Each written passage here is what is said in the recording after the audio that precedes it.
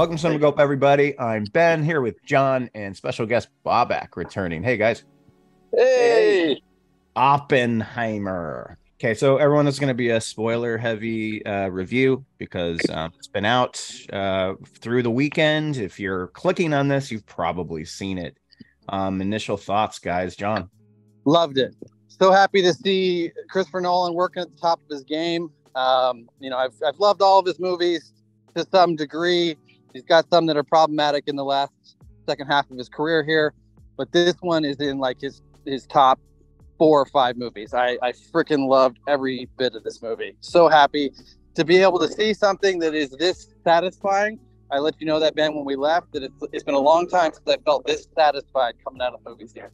I also, love this movie from film art, from a couple different angles. I mean, on the one hand, seeing something that is actually real, looking at like actual people that in a way, I'm not going to say like superheroes like Marvel, but like the people who really do incredible things that change our world, that have life and death consequences for entire civilizations, like actual people who have that power, but also just to see, someone, Christopher Nolan, who is making a film, like old school with the actual celluloid and the hand cutting, I believe, in the editing room, and just how little, special effect, how much practical effect goes into the actual craft, and so it's really refreshing from a story point of view, but also from a filmmaking point of view. I really, really enjoyed it, especially compared with a lot of the rehashed stuff that, sequel number 7 plus the origin story. It's just kind of a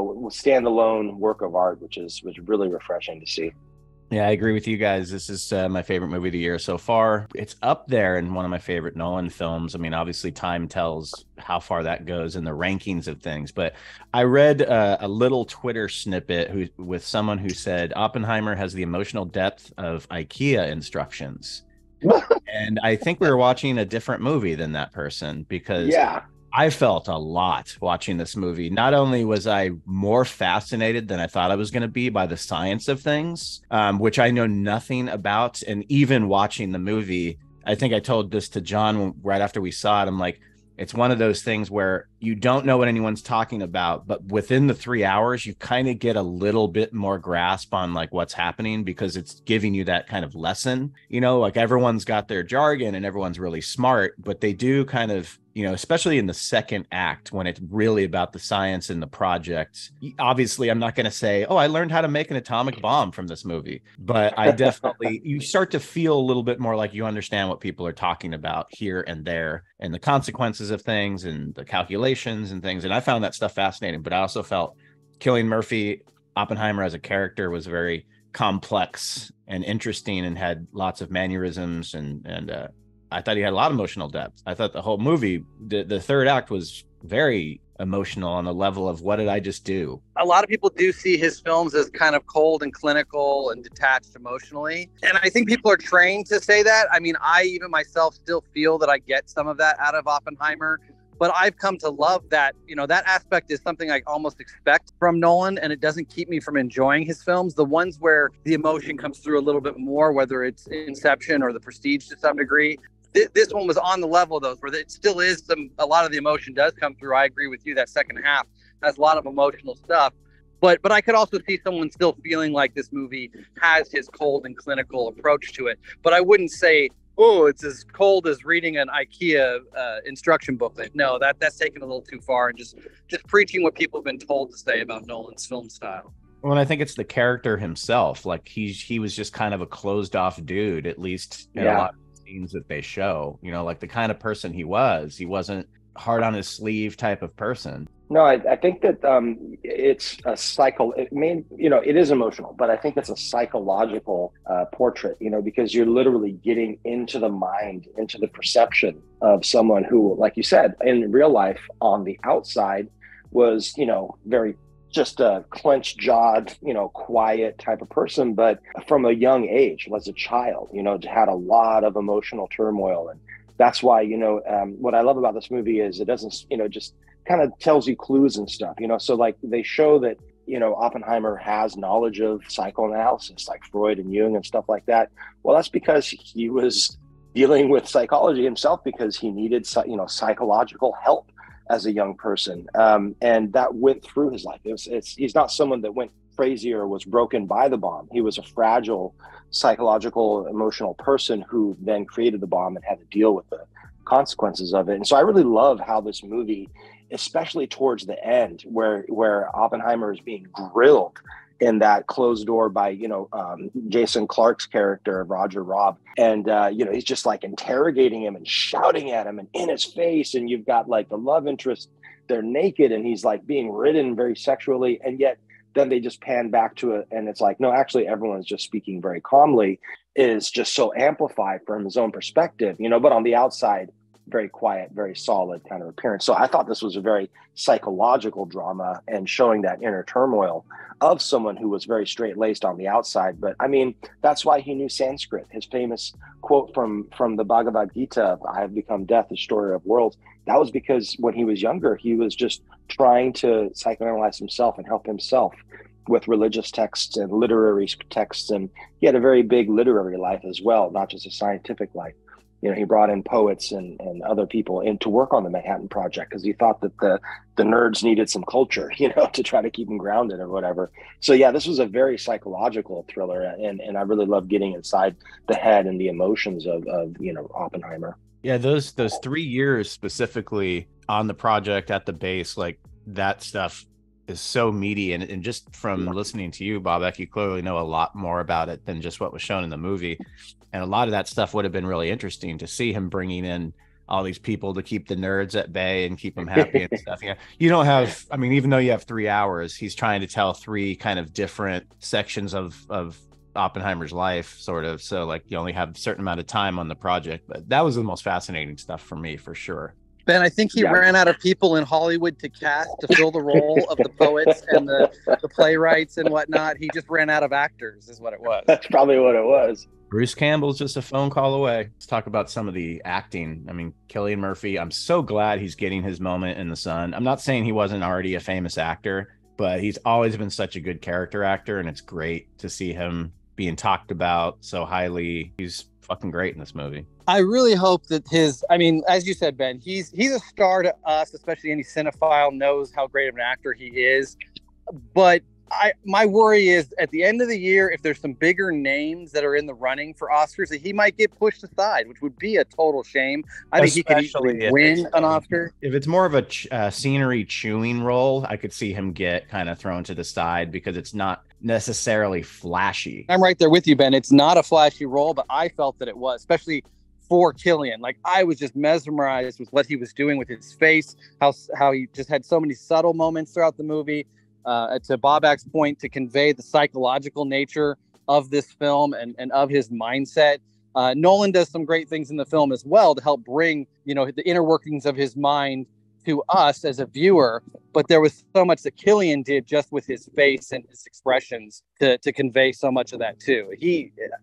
It was such a great role. I really hope that he actually wins. I don't want there to be a better performance this year, but who knows what we're going to get. No, I agree with you. I think it's the performance of his life so far. Some of the other people I loved, like I really thought the movie kicked into high gear when Matt Damon showed up. Like, he's fucking awesome. That character was that somebody who, I mean, he obviously was the spearhead of the whole thing from like the government side. I watched some old interviews of Oppenheimer, like right before he died in 1965. And Cillian Murphy really, I mean, just hit it. I mean, from being how skinny he was. And like you said, his mannerisms, but Leslie Groves, the Matt Damon's character, I don't know that much about, I assume that it's probably a very accurate portrayal. What I did love was that when my friends and I were watching the movie, and we just started looking up different real people from the movie, and these actors, they just look so similar physically, many of them, to the actual person they were playing. And many others, like, Matt Damon's Matt Damon. You see his face, you know who he is. Rami Malek and Robert Downey Jr., people like that, Emily Blunt, like, you're like, okay, I see the actor first. But like Gary Oldman, he's always been an incredible character actor. I could have recognized him as Truman. I was like, this guy looks Yeah, I was like, who is this guy? He looks so familiar, so familiar. And I was like, oh my God, that's Dracula. And every other, character that Gary Oldman has ever played. And he's such a good character actor. I mean, Kenneth Branagh is another great character actor, but his face is always recognizable, and so many of these people, like, even though I kind of recognize the face a little bit, I was lost in the character. They were so well portrayed. I mean, Albert Einstein, Tom Conti as Albert Einstein, that was a great, role. And he was definitely an incredible supporting character in it. And I just had a field day just watching even some of the smaller people from history that I don't even know who played them or if they had a line or whatnot, but I think that I saw like Curtis LeMay, who was he was a big deal in World War II. He basically bombed millions of people to dead, and I think he had a line in that movie. And so I just love watching all that. But yeah, so many great character performances in this film. It got even like Scott Grimes and Tony Goldwyn. There's so many people in this freaking movie. James Darcy. It was stacked and like you were saying, talent. It was, and each character did have their pivotal moment, their important contribution to the story. So I feel like for, lots of these actors, maybe some of them might have some egos, but I feel like it was probably a very satisfying small performance for many of them, just to be attached to such a big deal as Oppenheimer. I really liked Josh Hartnett in the first 2 acts. He was a very important part. I didn't even know he was in it, and he shows up and he's great. Babak, you mentioned Gary Oldman and the guy playing Einstein. I was slightly disappointed that one of those roles was not played by Michael Caine. I thought that was going to be the place to fit him into this movie, to keep the streak alive with Michael Caine and Christopher Nolan working on however many movies together at this point. You guys were talking about the general character played by Matt Damon. So I found this movie so fascinating and interesting from the subject matter of the Manhattan Project, Oppenheimer, and this time of, during the war, trying to build the bomb. I was like, I want to watch another movie about that. I know I have it on my shelf, Fat Man and the Little Boy. So I popped that in. I popped it in. I've seen it before. I just didn't remember it. It's nowhere near as interesting of a telling of the story. Paul Newman plays the general, and it's a little bit more focused on his character than Oppenheimer. Oppenheimer is played by the guy from the A-Team, the crazy dude in the A-Team. I'm forgetting his name. Murdoch. Murdoch. Yeah, not really a film actor, but he's playing Oppenheimer. There was similarities between the way that Paul Newman and Matt Damon play it. But one similarity that is not there is all the humor. Matt Damon steals the show with delivering some of the funniest lines in this movie. And I even said to Ben, coming out of Oppenheimer, that's the best comedy of the year. And I meant that. It was a satisfying movie from so many technical aspects and amazing dialogue, great screenplay, great acting, all the things that we want filmmaking to present to us. But the most surprising thing was I did not realize at the same time that I was getting this historical biopic, I was also going to be laughing out loud throughout the entire film, not just a few moments. I was cracking up through this whole movie. And maybe I got some of the punchlines wrong because I felt like I was the only one laughing at times in the theater. But I found this movie to be freaking hilarious. I think James Remar has the funniest line in the movie where they're discussing where they should drop the bombs. And he goes, well, we can't drop it here because of the cultural significance. Plus, me and my wife vacation there. Yeah. It's a beautiful city, really. I just lovely place. It's a horrible thing that he said, but the theater just was laughing so hard. Yeah. I wouldn't be surprised if the actual dialogue by the real people was even that highbrow, like the things that people really say in real situations behind closed doors, they really let, I just love at the end where Truman, is trying to console Oppenheimer and he's just like, get this crybaby out. Like, don't let that crybaby. I love that. Don't let that crybaby back in. Yeah. So I read something that may have been a real line, as you were pointing out, Babak. That may have been not something that was actually said as he left the office, but something that was said about Oppenheimer by Truman, that he thought he was a crybaby. And so they worked it in as a little parting line under his breath as he's leaving. And again, another line that just had me laughing out loud. Yeah. I love it when they do that because, when you're dealing with Truman, Gary Oldman, he only had a few minutes of screen time. And if you're trying to put that character, that real person's entire relevance into a movie, you can't actually show it like chronologically the way things happen in order. You have to take, oh, he said this one comment at this one time, and he had that one look that one time, and we want to show that, so we'll just put it all in one scene. And I get it, you have to do that for time constraints. But I believe that Truman actually, when Oppenheimer spoke to him about having blood on his hands, Truman actually, I believe, consoled him and said, no, the blood is on my hands. So I was expecting that type of thing, but I just love how, Gary Oldman and what the quote that probably was a real quote, was just slipped in there, not as consoling. Just here's your handkerchief. I didn't get the sense that he was consoling him. To me, it sounded like just the handkerchief. He was making fun of him. But in real life, I think Truman tried to console him.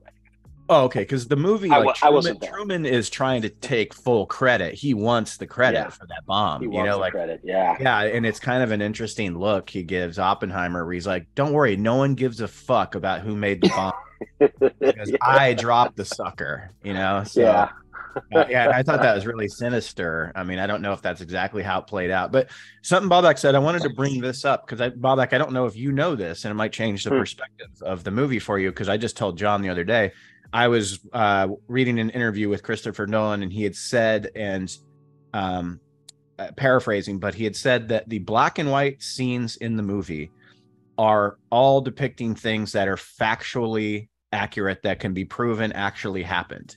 And all of the scenes in color are things that probably happened, but are just taken more from fictional. I mean, not fictional. It's still, right. No, I get you. Accounts, but it was more of that behind closed doors stuff. So it was more of a, I guess how you'd say, like a romanticized dramatization of like the truth. So it kind of changes a lot of things because all of the stuff in black and white, when you watch it, that was obviously all well documented, and on television. I love knowing that. Because, getting to the craft of actually like making the film and the choice of when to have black and white, when to have color, when to have a flashback, when to have, in the time frame, and all that. That was really good. So I love knowing that, because something that I always look for, because I love history so much, is I always look to see where in a film do they recreate actual historical photos and actual historical footage, if it's late enough, and also like written accounts, like the real lines, the real people actually said, like if you have like a court transcript, and then you can, have people, deliver those actual words. I love when people recreate things like that. And so knowing that, I really want to go back and watch this again, because I'm a buff for like the old footage and the photos. I'll just go, scroll through YouTube and try to find all the archival interviews of things as much as I can, just in general, just for fun, And so knowing that, I would love to go back and rewatch this, having seen some of those old interviews and photos and things, because that really is, to me, I personally don't like when, and I get that you have to make things dramatic, and this time frame when you make a film or write a book or TV show or whatever, have to compact events. But I love when they actually, filmmakers actually take the time to bring the real history to life, because often that's just so fascinating, even more so than what we think is cool today, to see like a big flash and bang or whatever, but to really see how people acted and how they spoke and what they really did. I have a passion for that, because film and everything, it's an illusion, and so I like it when they try to recreate reality as much as possible, which is what I really appreciate about Oppenheimer. And let me not even get started talking about when they blow up the bomb, but that was a real bomb, right? I mean, they went out to the desert, they built a town, they built a tower, and they blew up a bomb, like just to make the movie, didn't they? Isn't that kind of how they did it? Yeah. Yeah, I love that realism. It's just, it's so great. What did you guys think of the Trinity test sequence? Like, was it everything you wanted it to be? Because, they built that up a lot in the marketing, like, oh my God, you're going to see the test, and did it come across the way you wanted it to? Was it to this or to that, or not enough of this, or what? The from the preview and at the beginning, like the beginning of the movie, when they're just getting into the science of how the atoms and the parts of the atoms work and how energy at these atomic levels moves, they had all of those like visualizations of atoms flying around when Oppenheimer and the other scientists, when they're young and they're just theoretically trying to deal with this stuff. I thought that was actually going to be in the Trinity test where they kind of did, where they zoom inside the bomb and you see the atoms moving, and then they zoom out of the bomb and you see the explosion. I thought it was going to be more of like a diagnostic explosion like that, where they would really try to show you the inner workings and everything. And then I thought that's how they would present it. And it's fine, because I really love that whole atoms whizzing around imagery, but I think that it is appropriate to keep that in the first part of the movie, where they're just thinking theoretically and they're just imagining how things happen. But then when you get to the explosion, it's just, here's the bomb, boom, it blows up. And I kept waiting for that Jeep's windshield, because they build the tensions, the dramatic tension, where the David, I think it was David Daslow, I'm not going to be able to say his name. One of the characters, David Dismulsion. Yeah, was that the character who was, or the actor whose character was putting all the sunscreen on? Yeah, David. Yeah, all over his face. And the other guy's like, "No, don't worry, my windshield has UV protection." And David's character is like, "Well, what's going to protect you from the windshield?" I was expecting that windshield to just implode on the dude's face, but they built that tension up. Yeah, they built the tension up for the danger, and then it was like not what you expected, which I always appreciate a twist, even if it's just on a little scene level, not just the whole. Plot level twist. We can get to that. I love the writing, but right now I just want to focus on just visually the way that they kind of did the Trinity test. It was very satisfying, but I was kind of. I thought they would show it in a slightly different way. So even though I thought I knew I was going to see, it was still fresh. And so I did appreciate that. It's hard when everyone already has seen the atomic bomb going off over the desert. How do you compete with the historical footage? So I really feel like they did present it well, but it wasn't exactly it was a bit of a curveball, I thought. I kind of thought the same thing, that we might get the inner workings of the bomb as well. And I really loved some of those earlier moments where I guess it goes hand in hand with some of the theme of the movie of theory can only take you so far. So when we get to the real bomb, it's not theory anymore. And so they take you out of it and don't show you those inner workings anymore. But to be honest, I was a little let down by the bomb scene. Ben and I talked about this once already after seeing the movie, that because I appreciate the way that Nolan can play with time like no other director in a movie, and the way that he's been able to present time cinematically like no other filmmaker, specifically in something like Inception, where he shows time slowed down and it's still working narratively, but we as a viewer fully get this slow motion, and it's not the slow motion like you get in action films like a 300 or whatever, just the slow-mo shots or whatever.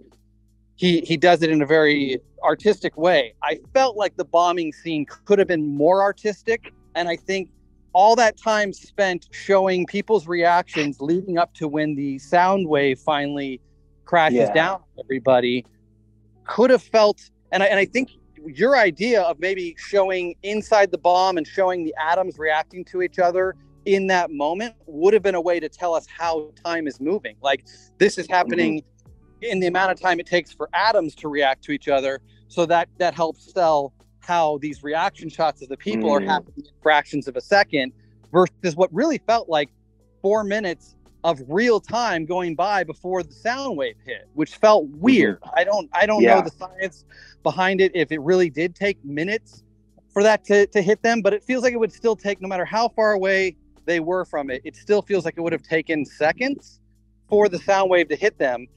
But the scene plays out in a longer fashion, and I think we know Nolan's capable of coming up with really creative ways of presenting time. I think he could have done something in that moment to make it feel more in line with the amount of seconds that pass instead of minutes that were passing. Yeah, I'm with both of you guys completely. I thought it was interesting. I think Babak used the word curveball. That's exactly what I thought. I was just expecting, I don't know what I was expecting, because it's Nolan. You never know what he's going to do with something like that. He's not just going to present it as, here's a mushroom cloud. He's always going to do something. One thing I did like, though, is I liked the cross-cutting of Cillian Murphy looking at his creation, and like the way it closed up on the flames more than like wide shots of it. It was very close up. It almost played like a symphony. He was kind of looking at it, and you're just seeing the fire rotating and building itself up through smoke and different layers of fire, and then it would cut back to him looking through the little peephole. It's like, that stuff was cool. I just agree. I usually love it when directors mess with sound on something that you're expecting to just be a huge boom, and then it wasn't. But I didn't like it as much as I don't know what I would have rather have had him do, and I like it that he tried something different with it. But when it's all leading up to that moment, it was a little lackluster for me, but small gripe. But one thing that I assumed that we would see would be something about the Enola Gray, whatever the plane was called, something about, like the actual bombings at, Hiroshima and Nagasaki. And I just assumed that they would, show something from that.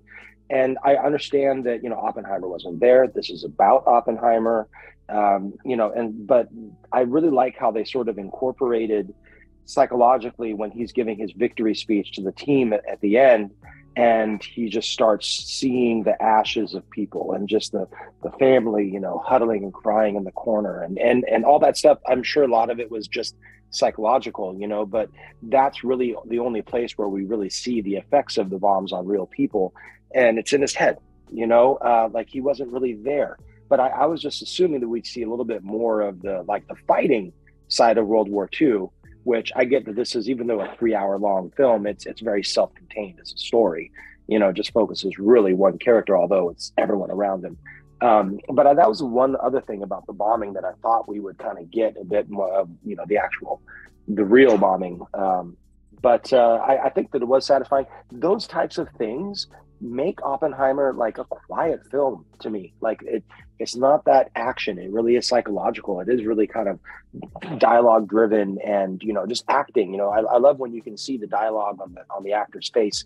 They don't have to deliver it through lines. Without watching trailers, I expected more bombs going off. And I thought what we were going to get into, because the film was talking about the hydrogen bomb, that we were actually going to take this all the way to the point where they go out in the oceans and they were, all that footage that we've all seen of them testing H-bombs out over the water and how impressive those bombs look. I thought we were even going to get some of that in this movie, but if you know Oppenheimer's real history, he kind of did not have a lot to do with the next steps. Some of it because of his own personal feelings about it, and some of it because the government wasn't trusting him at that point anymore. And even when they dropped the real bombs during war, Nagasaki and Hiroshima, he hears about it secondhand through the radio, which makes sense because they didn't want to tell him, once it was out of his hands, he was not informed of where they were going to drop it, when they were going to drop it. And so that kind of fits in line with how Nolan wants to tell this story through his perspective, that's how he found out about it as well. And what a great parting scene where the bomb is taken from Manhattan, from Los Alamos, and Matt Damon's character, General Groves, he's just kind of like, I'll keep you in the loop as much as I can. Yeah, and they gave him a very "we don't need you anymore" type of attitude. Exactly, and I love how they pan back to at some point they pan back to the character who the one scientist who Oppenheimer was trying to recruit at the beginning of the film. And he was saying, look, with my background, they'll never take me. And Oppenheimer said, look, at my background, and they put me in charge of the project because they need us. And that side character says, they need you till they don't need you. And when the bomb was taken from him and everything is turning on him, they flip. I think they showed that character one more time to remind you of that line, and so I just love how they're layering. A good storyteller has got a lot of foreshadowing, and so coming back to that, I thought that was really well told. As suddenly it's like you're no longer needed, you're irrelevant, you're abandoned. One person we haven't talked about yet is Robert Downey Jr. Oh wow! But I think that's where, because of Robert Downey Jr.'s character Lewis Strauss, he's the primary narrator, I guess, in a way. The story starts with him telling his story, and he's talking about Oppenheimer, and it's and then he really becomes the catalyst for that plot twist at the end. It goes from like can they do it sort of / psychological thriller to suddenly it's a political drama. Where you got these like Washington insiders everyone wants to be Machiavelli and, manipulate things. And it's like, who is really the bigger manipulator? Lewis Strauss, Downey Jr.'s character, or Oppenheimer himself, the supposed victim of, Lewis Strauss. And so I love that it's not just a psychological thriller getting into the head of Oppenheimer, but it's also psychological, asking you, about your perspective. Who's the good guy? Who's the bad guy? I really like that, because it makes you think when you're leaving the theater about the our history, I guess, and who's responsible for what. Because, geez, you look at lots of these people and we won the war, so we're the heroes, but there's a lot of dead bodies because of these people's actions. And going back to Curtis LeMay, the Air Force general who perfected firebombing, he killed more people in Tokyo than the bombs at Hiroshima and Nagasaki, and yet no one remembers him. He thought he would be tried as a war criminal if we had lost to the Nazis. And so just to kind of see these people wrestling with the consequences of what they've done just for themselves, because no one's going to really hold them accountable. They did what they did. They won the war. They're the good guys. They're the heroes, but yet they have to live with themselves. And so I like looking at that aspect of how do I, protect my fame or my name, going forward in the history books. And it's like, gee, was Oppenheimer really playing that game with Strauss, back and forth like that? I mean, I don't know. It unfolds in such a great Nolan way where it doesn't baby the audience. It takes its time. And then just through little interactions, you're like, oh, that moment, like when we see the first time we're really introduced to Oppenheimer, he's meeting Strauss at the university, and Strauss is kind of kissing his ass and he's kind of cold shouldering him. Yeah. And me and John were talking about this. That's when we're like, oh, maybe Oppenheimer was kind of a dick in real life, but then he never acts like that again the rest of the movie. And we like, oh, it's because he didn't like Strauss to begin with. He didn't respect him.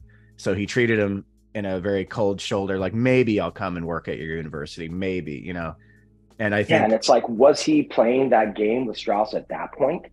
I just think he was showing him no respect because he didn't have any respect for him. And then Strauss was the kind of vindictive person that he was to drag someone's name through all that shit just because he wasn't respected by somebody, And well, Ben, to your point about the way the mystery unfolds in this film is so Nolan, with the use of nonlinear storytelling, that what I'm excited to see the movie again for many reasons. It's such a great movie. I'm excited to see it on every level that there is, but I'm really interested to see that breakdown of the black and white scenes that are objective, and then the color scenes that are subjective, and then the way that the story unfolds for Robert Downey Jr.'s character when you finally, now that we've seen the film and we know what he was really up to the whole time, all the way to that final scene where so much of this is just from a misunderstanding of being slighted about what was said between Einstein and Oppenheimer. And I love that ending, such a Nolan ending where it makes such an impact on something that, you didn't even really know leading up to that was such a big deal to certain characters. You heard Robert Downey Jr. say it so many times, but then you realize that it's really the impetus for why he did a lot of what he did. And the reality is, as whatever, another name I can't pronounce, the Han Solo kid, when he's like, they were talking about something much more important, which the whole subject matter of this film, is one of the most important subjects humankind has ever had to delve into. Certainly, all those lines about how what they are doing is going to change mankind forever are totally true. You could try and say that about the creation of the iPhone sounds like it's a big deal to mankind. No, this really is a moment in history that changed everything we know. From, it's kind of a AD BC kind of situation, before and after the bomb. The world is far different, and I love how that final scene makes that point again, and ties up the mystery of what Robert Downey Jr.'s character has been doing all along, and how he's misunderstanding so many moments in the film. So perfect Nolan mystery wrapped up into this biopic as well. And to your point, through hubris, they keep saying to themselves, this is going to end all wars. And it's funny when you think about it now. You're like, no, it's all just ego and you get that while watching it, that it's like they have those moments where Germany has already lost the war and they feel Japan's on their back heels, and there's other ways to win the war against Japan. We don't have to use the bomb. And this is before they've tested, so they feel like, let's just stop here and not actually take that final step and create this weapon of mass destruction. But they know they have to, because someone else will pick up the pieces and do it anyway. And so, they have to at that point. But you feel that of like, mankind's going to find a way to destroy itself, whether this guy figures it out or the next guy figures it out. So I want to say the movie starts with some quotes about Prometheus, and just how that the myth of Prometheus works so perfectly hand in hand with Oppenheimer. Truly is that man that took fire from the gods in a way that no one could, gave it to mankind, and now we have to deal with fire and all of its consequences, and he is tortured for the rest of his life for that. But it's something we kind of needed. I don't know what the world would be like if we never went that direction, but I think it would have happened anyway. Yeah, I think the line that we're referring to is where, Oppenheimer was trying to justify the bomb, saying, well, this is going to make war impossible. No one would ever want to fight a war with these weapons. And so we'll win the peace. And someone else was like, yeah, until someone builds a bigger bomb, and that's exactly what happened. And I love the political, machinations where you understand that these are reluctant warriors. These are people who didn't go into this trying to build a bomb. It's just, oh my God, the Nazis are working on this. And then once the Nazis are out of the picture, oh my God, the communists are working, the Russians are working on this. We have to beat them. It's a space race that someone else initiated. And, we just have to win this race because they're already ahead of us. It wasn't about dropping the bombs on Japan to make Japan quit the war. It was about dropping the bombs on Japan to show the Russians what we can do and make the Japanese surrender to us, because the Russians were on their way.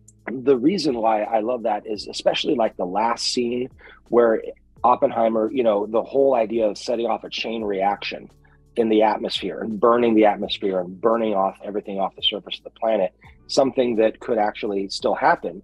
And, the prediction, the calculations, they were not accurate in the time of the atomic bomb, but Oppenheimer was looking into the future, and he was imagining what we have today, all of these intercontinental ballistic missiles, spaceships that have a nuke on the top instead of a astronaut or a satellite. And, just thinking that we could still, destroy ourselves, and kind of reminding ourselves of the threat that we are under right now, because we've kind of forgotten about it. So I appreciate Christopher Nolan really having not just a psychological drama of us trying to get into someone else's head, but trying to get ideas into our head about what we need to face up to today. I was going to say the movie had a line that perfectly encapsulates that. They're saying that wasn't the final attack of this war. It was the first attack of the next war. Yeah. And that's totally true. To your point of, that was as much to demonstrate to Japan that they should give up, that it was a demonstration to the rest of the world and the Russians at large that, we have this power and you guys better watch yourself as well. We are now, it was ringing the bell of, we are the world power, and everyone needs to see that and understand that. This film was really held together and pushed forward and made great by the score, especially in the first act. It told you why people are important. It told you, maybe you don't understand the math, but this is an important math formula, or this concept is very critical, just with the score. And also it really set up the different characters, their relationships together. So did you guys say, I can't even say the person's name who did all the sound for this, but I forget the guy's name, Ludwig Garson or something like that. He's an impressive composer. He's done a lot of stuff in the last few years that has really stood out. This felt like a very typical Nolan score to me. I think Ben and I walked out thinking that it might have been Hans Zimmer, because it has a similar sound that Nolan likes to bring, whether it's because he's actually worked with this same composer for the last 2 or 3 movies, I think Dunkirk and Tenet as well. So whether it's Zimmer or Ludwig, you get a similar feel in all of these Nolan films, but that's what you're there for. You want Nolan's style, even when it's in the soundtrack as well. I've heard some interviews with Nolan talking about how he He likes to build tension in his films using a musical theory. I forget what the theory is called that he uses, but it's where things keep rising, and they keep rising to a level that you think has to crescendo at some point, but they find ways to keep going higher and higher, and it keeps building the tension. And you definitely felt that in a number of the scenes in this movie. And to your point about like the opening of the movie being a lot of theory and mathematics and science, and not everybody is fully understanding. And thankfully, Nolan's never been this kind of filmmaker, but thankfully he does not hold anyone's hands. He just says, you pay attention and get what you can out of this. I'm not going to explain it to you in a simplified way, which I loved. And so I kind of saw this film having similarities to something like Zodiac or the Social Network, where they are subjects that don't necessarily scream thriller. Zodiac a little bit, but the films feel like thrillers because of the soundtrack and the dialogue and the way that people talk to each other and the immediacy of what's going on in the story. And I just thought there was some similarities to those, kind of like the presentation of what should just be a dry drama, but comes across with more thriller aspects. And Nolan did just a wonderful job of that, making this movie exciting, whether you're in a hearing or out on a atomic bomb test field. There was always some tension going on. Yeah, I agree. Definitely. Oh yeah, go ahead, Ben. I was wondering the same thing. I was wondering, what was your take on the score? Oh, it was fantastic. There was moments in there, because I didn't see who did the score until after I saw the film, and I was like, man, it sounds a little Zimmer, but it doesn't sound as bombastic. So and then it could have been David Julian, but no, it was Ludwig Van Schmeckerpeck, But I thought it was great. I thought it fit the movie perfectly. Like with all of Nolan's scores, they're kind of the huge part of what makes this movie so great. And yeah, I agree with John on like the Social Network, where it turns it into a thriller through the editing, through the sound, through the music. Yeah, I mean, that's just the craft, that's really where the editing, like you said, comes in. And even just the things, what I always look for are, for example, the lighting. That's like kind of a thing for me when you look into historical things. Like if their light bulb hadn't been invented yet, well, I would like to see some flickering candle lighting, or some flickering fire, or some natural direct sunlight, and so those types of attention to detail, not just the costumes being authentic, but just visually, like how do you light the room? What sounds do you hear in the background? And also, this wasn't, I guess, so much musical score as soundscape score. I feel like it wasn't just cinematography, but it was also, I don't know what the word is for it, but just, the soundscape really was so rich. And that in itself was almost a character, just a part of the narrator. It was a second narrator almost. One thing that I thought of when I was watching this movie was, this is the ultimate Revenge of the Nerds. I mean, you basically have like the biggest math geeks on earth, and now they're the most powerful people, and so how do you make that engaging? Again, it's with the soundscape. And I thought they really sold it, really held the movie together. Might have been part of the strongest part of the actual film, I think, would be the sound. And like Revenge of the Nerds are getting busy. Yeah, they are. And like Revenge of the Nerds, there's some Bush in this movie. Yeah, there is. Let's take a second. I saw Bush. Let's take a second to talk about two of the biggest bombs in the movie. We're talking about Florence Pugh's boobs. Oh my God. She's a beautiful woman, and she's also very talented. Like, I've always liked her. What? No, she's amazing. I've always liked her, but God, she's beautiful in this movie. And only has a couple scenes, but they're very pivotal scenes. Babak, actually, if we're in full spoiler territory, I do want to ask you something. Ben and I talked about recently on our Christopher Nolan First of the Best. I talked about something I have loved about Christopher Nolan in his early work was flash imagery, that he shows you something for a split second, almost quick enough that you're not sure you saw what you saw.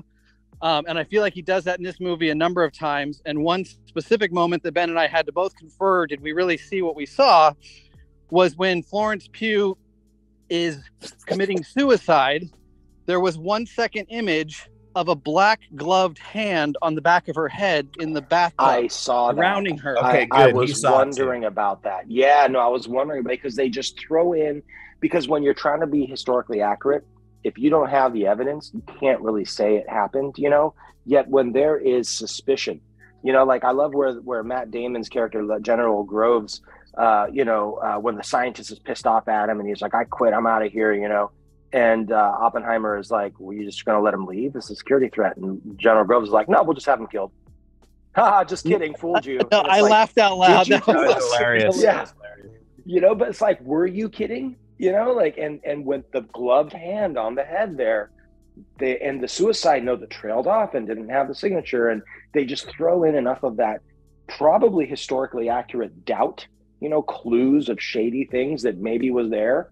And yeah, I did see that, and I'm glad you mentioned it because I totally forgot about it just now. I didn't know there was any suspicion of that being a murder. I think John and I just assumed it was Oppenheimer's sort of guilt, like a psychological guilt, where maybe it's his hand. I don't know, but it's almost more interesting if it was something where maybe it was talked about that she was murdered just for what. I don't know who that person was, and I just assumed that because this is a very sensitive military project in a time of war when, you know, millions of people are being killed anyway. Like, well, the other character in the film, above that. You know, Matt Damon makes that comment, and we're supposed to take it as a joke, but clearly the audience knows what the government is willing to do and capable of. So you're like, are you joking? But the other character who probably actually would have gone there and may have been the one. Casey Affleck's character. Not that he'd be the one in the room drowning her, but he would make it happen. Pash. He's the one who would make it happen to silence anybody that he wants to. I loved that Casey Affleck Oscar bait scene where he's just so controlled, just sitting next to Oppenheimer, just so intently like, would I please be able to maybe ask you about the name?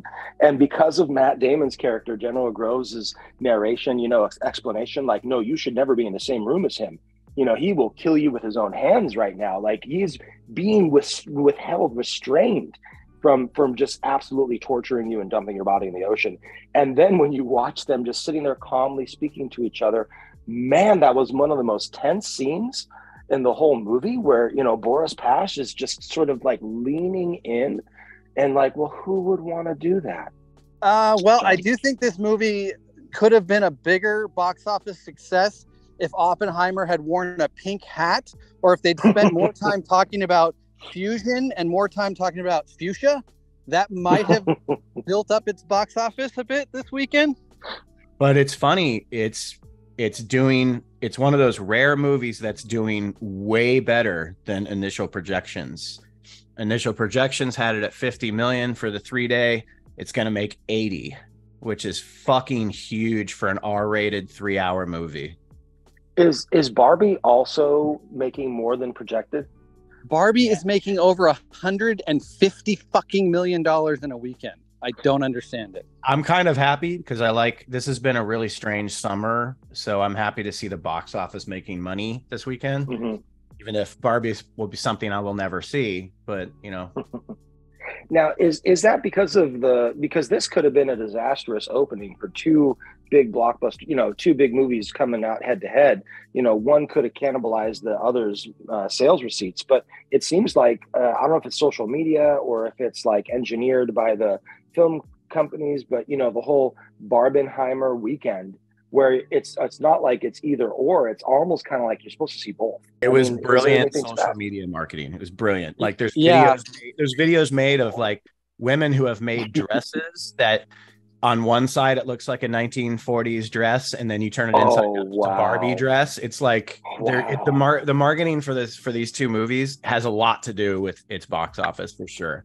And Nolan just has the name. Like, he hasn't made a real shitter yet, you know, where like people are putting him in some kind of like movie jail. He's the only one he made no one saw because it was during the pandemic, Tenet. But yeah, I'm happy to see that it's, I mean, a 3-hour biopic R-rated movie, $80 million weekend. That's fucking probably unheard of. Babak, I'm not sure if you know this. Ben probably knows. Nolan had a falling out with Warner Brothers, moved over to Universal for this film, decided a release date. Warner Brothers was almost trying to, in spite, put Barbie out on the same weekend because they are Warner Brothers for Barbie. So it's definitely not the studios working together to build up this double feature. They actually were going head to head, and it turned into a thing where everybody wanted to treat both movies with respect instead of blow one off. My favorite movie of the year. Some of my favorite performances of the year. I think right now, as it stands, I would have Oppenheimer in my top 5 Nolan movies. I think my favorite line in the movie has to come from Emily Blunt when she says, "Okay, the brat's asleep. Where's my martini?" Yeah. World's worst mother. Yeah. Babak, tell me, as a new father, those are some painful scenes to sit through, watching her disconnect crying, with the baby. children. I feel like that was very difficult, especially when he's trying to give his kid over to the supposed possible spy, the Chevalier, character. But I felt like they do humanize people. Like, for example, in the scene where, Emily Blunt, she was drinking and the kid's crying, and Oppenheimer's like, "Well, shouldn't you go to him?" And she's just like, "I've been going to him all fucking day. Like, where have you been, dude?" And that's real. Like, why don't you go to him, Spend a day all by yourself with the kiddo, and you feel that way. Yeah, you're going to want that drink at the end of it, Yeah. No, I really love the portrayals of real human beings in this film. I mean, Oppenheimer specifically, how flawed he is. The shit with him almost poisoning his teacher was a shock. Like, that was early on. I'm like, is this really what this guy's capable of? Yes, that was a real thing. That was a real thing. Yeah. And the way they handled his, sleeping around, clearly we see it with the 2 main female characters in the film that he's tied to. But there's also that other, like, there's the woman, there's like a blonde who's the wife of another one of the scientists. Yes, you get the feeling that they were also sleeping around. And he has that one line where he's like, "You seem to know where your husband is when it's important." You're like, okay, yeah, these 2 are sleeping around. Yeah. And, well, he confirms it. He confirms it in a throwaway line, where they go, "He thinks you're sleeping with his wife." He goes, "Oh no, he never caught us." Yeah, that's right. Yeah. And I was like, "Oh, he is sleeping with her." That's because he always kind of went up to her in these like weird sort of intimate settings. Yeah. So I loved, subtle moments like that weren't confirmed till much later in the film, but you were onto it from an earlier stage in the film. Like, that relationship goes deeper than it looks like on paper. Thanks for joining, Babak, and coming on. Appreciate it. Kind of last minute. Glad to get your. Always a pleasure. Always good to get your take on it, especially from a history standpoint. So I always learn a lot about film and everything from you guys. I love this, and I love that people are actually trying to bring the history alive. It's really up my alley, and I just love that you guys are able to just really dissect film and just really kind of get into the behind the scenes and on the screen and everything. So this is always fun for me. Thank you. See Oppenheimer or Barbenheimer, whatever they're calling it, whatever the kids are calling it. It's out in theaters now. It's doing really well. It's an awesome movie. We're glad we got to talk about it. I'll have more to say at the end of the year when I'm heralding this as my favorite movie of the year. Hopefully it holds on. There are some great filmmakers still left to put out films this year. Scorsese, Ridley Scott, as we mentioned, Denis Villeneuve. And I just remembered today, David Fincher also has a film coming out. So some of my top filmmakers still have work coming, but this is going to be a hard one to beat. I'm so jazzed about this movie. I don't know when I'll find 3 hours to carve out in my schedule and go back and see it, but I want to. I'm very excited to see a second round of this. All right, everyone. Thanks so much for watching. We drink your cinema.